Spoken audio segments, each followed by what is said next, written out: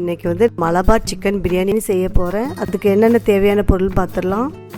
300 gram பெரிய வெங்காயம், 100 gram தக்காளி, 10 பல் பூண்டு, ஒரு துண்டு இஞ்சி, புதினா கொத்தமல்லி தழை கொஞ்சமாக, 150 கிராம் சின்ன வெங்காயம், 8 பச்சை மிளகாய், இதை பேஸ்டாட்ட அரைச்சி வச்சுக்கலாம். 3/4 கிலோ சிக்கன், இஞ்சி பூண்டு அரைச்சி வச்சுருக்கிறேன், மஞ்சத்தூள், மிளகாத்தூள், மல்லித்தூள்.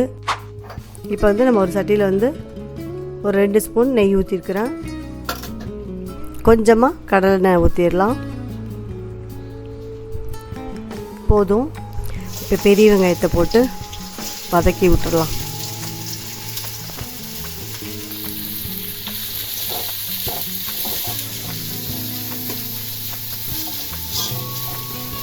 ஒரு 10 நிமிஷம் வெங்காயம் நல்லா வதங்கினா போதும். நல்லா வதங்கிடுச்சு. இப்போ வந்து உப்பு போட்டுடலாம். இன்னி கொஞ்சம் வதங்கட்டும். இப்போ வந்து இஞ்சி பூண்டு வந்து நம்ம போட்டுடலாம். அதையும் போட்டு நல்லா வதக்கி விட்டுடலாம். இப்போ சின்ன வெங்காயம் பச்சை மிளகாய் அரைச்சி வச்சுருக்கோம், அதையும் போட்டு நல்லா வதக்கி விடலாம்.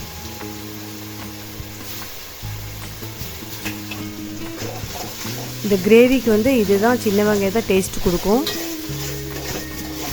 இதையும் போட்டு நல்லா வதக்கி விட்டுடலாம். ஒரு 10 நிமிஷம் நல்லா வதங்கினா போதும். ஓப்பன் பண்ணி பார்த்துடலாம். எண்ணெயெல்லாம் நல்லா பிரிஞ்சு வந்திருக்கு. இப்போ மிளகாத்தூள் வந்து தேவையான அளவுக்கு நான் 1.5 ஸ்பூன் போட்டிருக்கிறேன். மல்லித்தூள் 1 ஸ்பூன் போட்டால் போதும். 1/4 ஸ்பூன் மஞ்சத்தூள் போட்டிருக்கிறேன். நல்லா போட்டு கிண்டி விட்டுடலாம். உங்களுக்கு எவ்வளோ காரம் வேணுமோ அதுக்கு தகுந்த மாதிரி நீங்கள் போட்டுக்கோங்க. எல்லாம் ஒன்றோடு ஒன்றா நல்லா வதங்கிட்டுருக்கு. இப்போ வந்து 3/4 கிலோ சிக்கன் வந்து நான் எடுத்து வச்சுருக்கேன், அதையும் போட்டுடலாம். லெக் பீஸோடு வாங்கிக்கோங்க.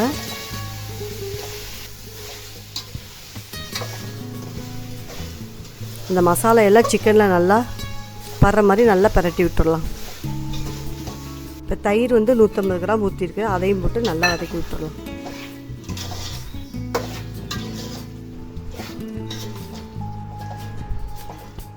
எல்லா இடத்துலையும் மிக்ஸ் பண்ணி விட்டுடலாம். இப்போ வந்து புதினாவும் கொத்தமல்லியும் கொஞ்சமாக போட்டுடலாம். அதையும் போட்டு இப்போ மிக்ஸ் பண்ணி விட்டுடலாம்.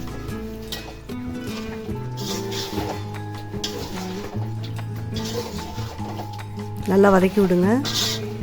ஒரு 10 நிமிஷம் நல்லா வதங்கட்டும். மூடி வச்சிடலாம். இப்போ இன்னொரு சட்டியில் வந்து நான் முந்திரியும் திராட்சையும் நல்லா பொன்னிறமாக வறுத்து எடுத்துக்க போகிறேன். கோல்டன் கலரில் வந்துருச்சு. போதும். இப்போ திராட்சையை போட்டுடலாம். இதே நல்லா கோல்டன் கலர் வந்துடுச்சு. போதும். இப்போ பெரிய வெங்காயத்தையும் போட்டுடலாம். நல்லா கோல்டன் கலர் வரவுக்கு நல்லா வறுத்துடலாம்.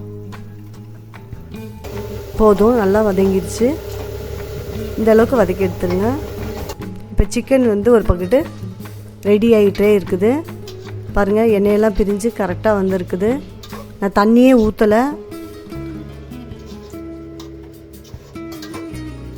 இப்போ வந்து 100 கிராம் தக்காளியை நம்ம போட்டுடலாம்.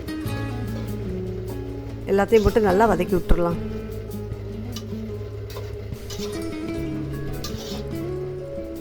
நல்லா வதங்கிட்டு இருக்குது. இப்போ ஒரு சட்டியில் வந்து நான் வந்து 2 ஸ்பூன் நெய் ஊற்றிருக்கிறேன்.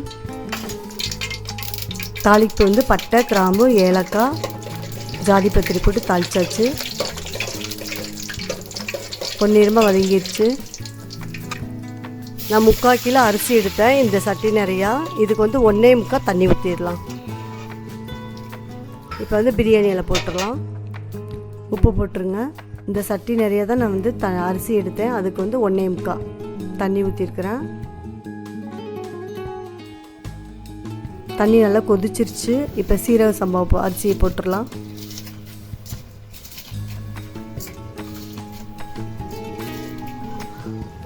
இந்த அளவுக்கு தண்ணி வந்து இருக்கணும். நல்லா தண்ணி ஊற்றி கரெக்டாக வந்திருக்கு. இந்த மாதிரி தண்ணி இருக்கும்போது நம்ம வந்து தம் போட்டுடலாம். மூடி வச்சிடலாம். ஒரு 10 நிமிஷம் கழித்து நம்ம எடுத்து பார்த்துடலாம்.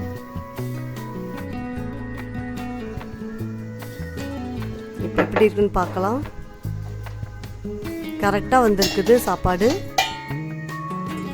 இந்த சைடு சிக்கன் வந்து ரெடி ஆயிடுச்சு. இப்போ வெங்காயம் வந்து நம்ம பொரிச்சதை மேலாப்பில் போட்டுடலாம். கிரேவி இந்த அளவுக்கு வந்தோடனே நம்ம ஆஃப் பண்ணிவிட்டு நம்ம சாப்பாடு வெந்த சாப்பாடை தூக்கி உதிரி உதிரியாக இருக்குது சாப்பாடை மேலே வந்து லேயர் லேயராக போட்டுடலாம். எல்லா ரைஸையும் நம்ம போட்டுடலாம்.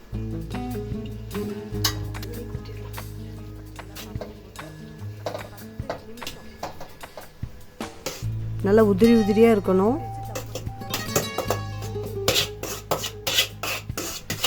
தண்ணி நம்ம வந்து கரெக்டாக வச்சா ரைஸ் வந்து கரெக்டாக வரும். இப்போ வந்து மேலே வந்து முந்திரியும் திராட்சையும் நம்ம வறுத்து வச்சதை போட்டுடலாம். இப்போ வெங்காயத்தை பொரிச்சதே அதையும் மேலே போட்டுடலாம். கொஞ்சமாக கொத்தமல்லி தழை போட்டுடலாம்.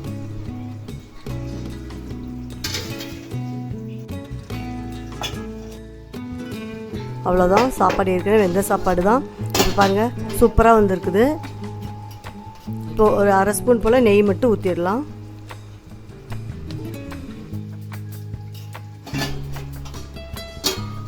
இப்போ நம்ம வந்து பரிமாறிடலாம். கத்திரிக்காய் கிரேவி வச்சுருக்கிறேன்.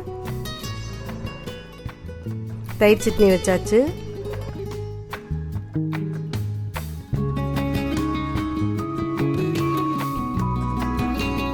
இப்போ மலபார் சிக்கன் பிரியாணி ரெடி ஆயிடுச்சு. எப்பயுமே ஒரே மாதிரி செய்யாமல் இந்த மாதிரி டிஃப்ரெண்ட்டாக நீங்களும் செஞ்சு பார்த்துட்டு எப்படி இருக்குன்னு சொல்லுங்கள்.